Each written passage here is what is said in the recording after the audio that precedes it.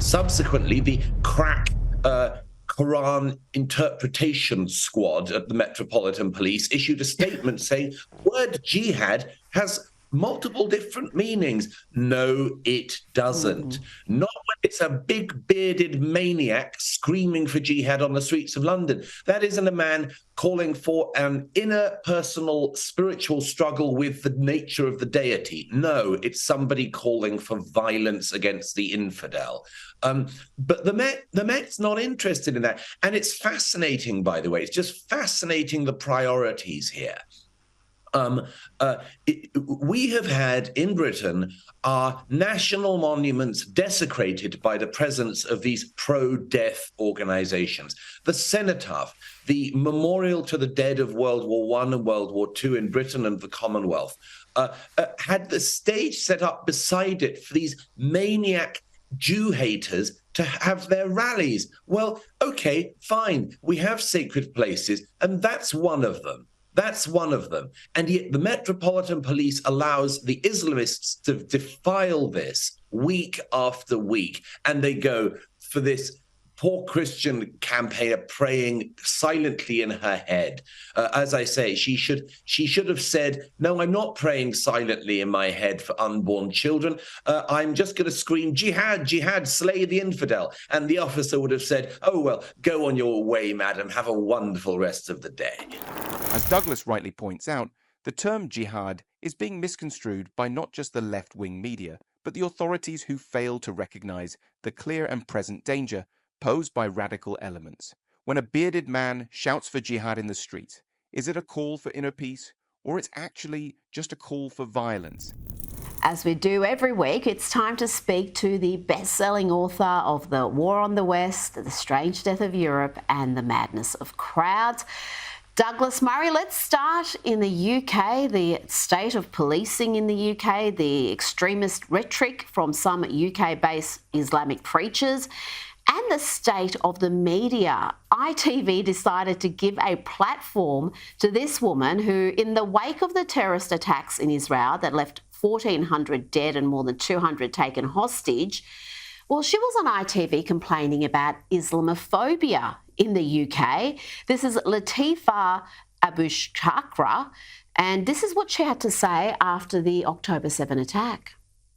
Nothing will ever be able to take back this moment of triumph, this moment of resistance, this moment of surprise, this moment of humiliation on behalf of the Zionist entity. Nothing, ever. Douglas, the glee, the joy there, it's psychotic.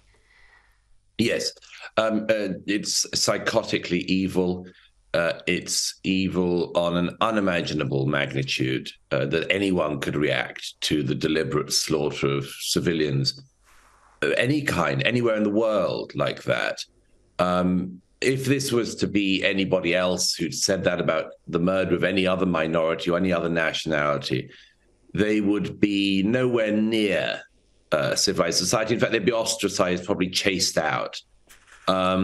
But this woman was actually invited by ITV onto one of those main channels, and she talked about how tough it is to be Muslim in Britain.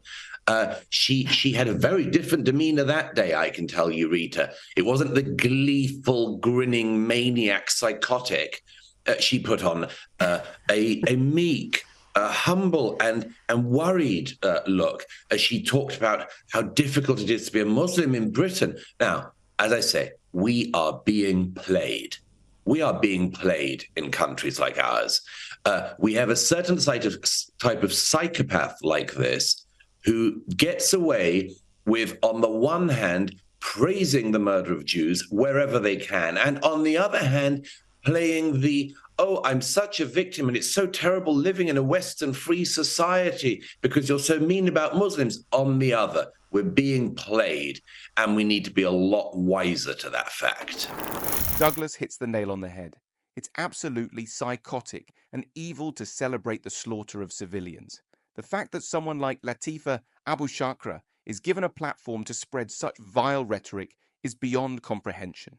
If anyone else praised the murder of any other group, they'd be shunned and ostracized immediately. How can this double standard be addressed?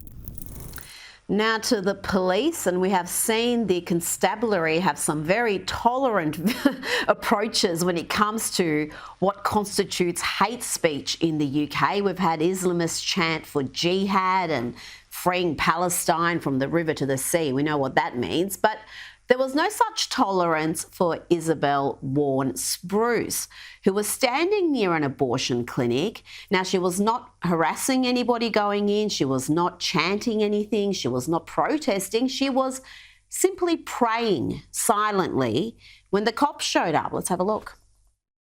Are you here to pray for the lives of unborn children? It's a little bit leading, but no, I'm not. Okay. Can your actions be carried out elsewhere? I can pray elsewhere, but I want to pray here today.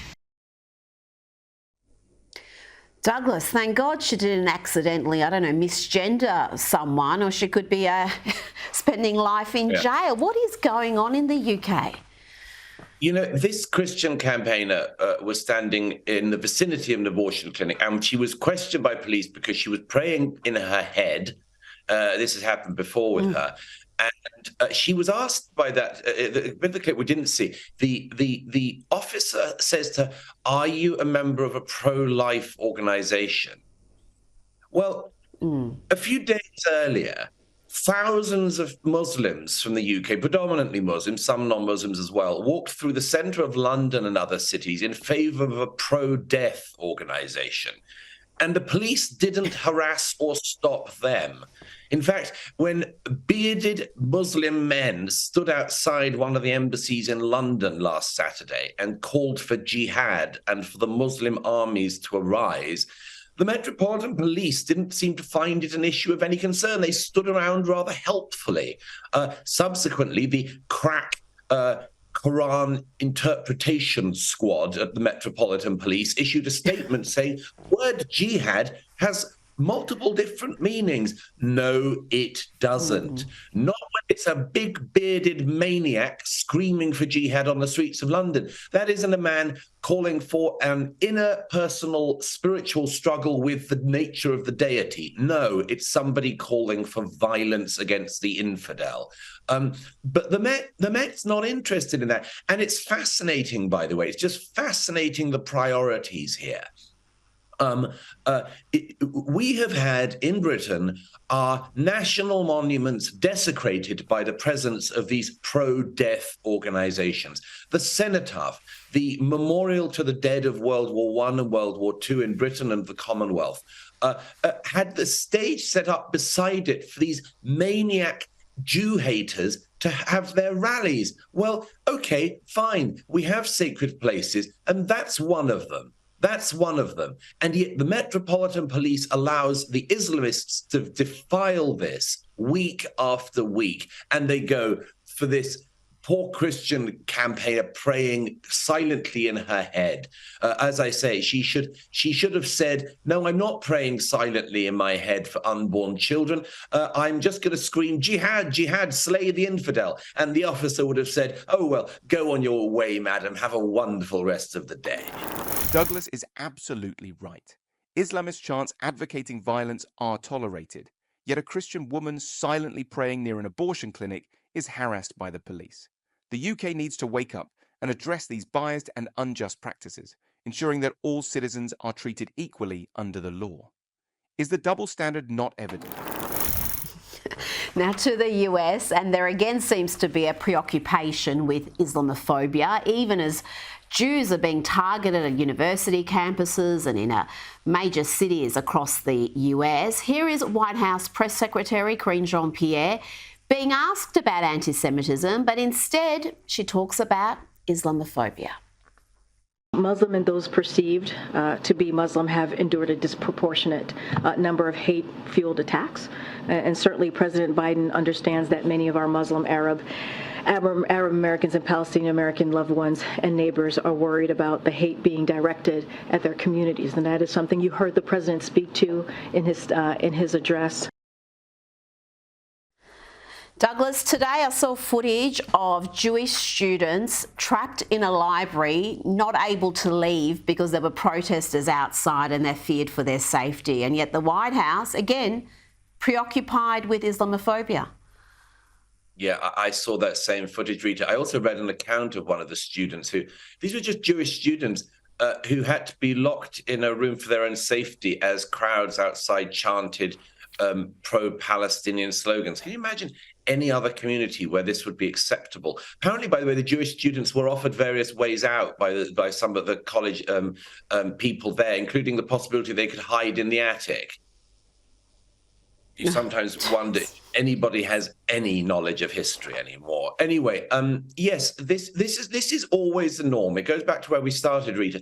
Always the playbook is Jews are murdered by Muslim fanatics. Large majorities of Muslim communities in the West fail to condemn said fanatics. Certain proportions seem to go along with them. Muslims promptly call victim on themselves, and the Jews are blamed. That's the way around. You know, I will guarantee in the days and weeks ahead, there will be no protests of Jews in the West massively targeting Muslim students, for instance, simply for being Muslim.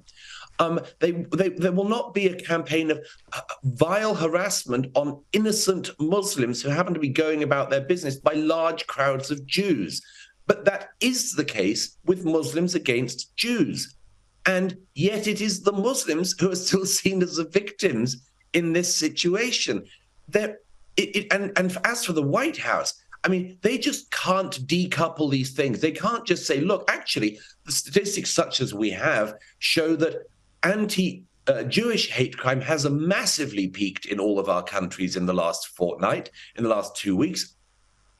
There has been no massive rise in Islamophobia. But, by the way, if they do want to talk about these two things, they could mention the fact that if there's any such thing as Islamophobia, it comes about because of the behavior of radical Muslims. And if the rest of the Muslims in the world want to do something about so-called Islamophobia, they could do something about the radical Muslims. That's what I'd like to hear about from them. Douglas makes another compelling point. The White House's focus on Islamophobia, while Jewish students are trapped and fearing for their lives, is a blatant disregard for real anti-Semitism. This extreme bias is unacceptable and highlights a dangerous trend of ignoring genuine threats to appease certain groups. How can we demand equal protection for those who are visibly under attack? Moving along to publications that were once respected, Scientific American is one such publication. It was once widely trusted and expected to live up to its name. But sadly, Douglas, we've seen even science and medicine corrupted by far-left ideology. In a new piece by two academics, we had this lunacy published, and I'll quote here: "The inequity between male and female athletes is a result not of inherent biological differences between the sexes, but of biases in how they are treated in sports." Douglas, it's frightening when even the field of science is abandoning evidence-based theories in favour of ideology. It is. It's just amazing, isn't it? I mean, how can anybody claim that with a straight face? But they do, and they claim it with a straight academic face. This is one of the ways we can tell in our era with 100% certainty if we are being lied to, and if a publication is worth reading or not. Once this woke mind virus has infected an organization, infected a publication, infected the brain of an individual, we know that they are effectively lost. They can be helped back sometimes from this extreme mental defect, but not always. And I suppose it's our decision one by one whether we just write people like Scientific American off, or at some point allow them to try to go and dry themselves out from this disastrous form of thinking. I'd like to see them dry themselves out. Sadly, too many people have drunk too deep from this well. Douglas Murray, thank you so much for your time this evening. It's a great pleasure as always. Douglas is spot on. It's alarming to see once respected publications like Scientific American fall prey to far-left ideology. The claim that gender inequity in sports is due to biases rather than biological differences is absurd. This woke mind virus is a dangerous trend, corrupting rational thought and scientific integrity. How can we stand against this ideological takeover from the far left? Douglas made some compelling points in this interview, but what are your thoughts on what Douglas had to say? Let us know in the comments, and remember to like, share, and subscribe for more thought-provoking content.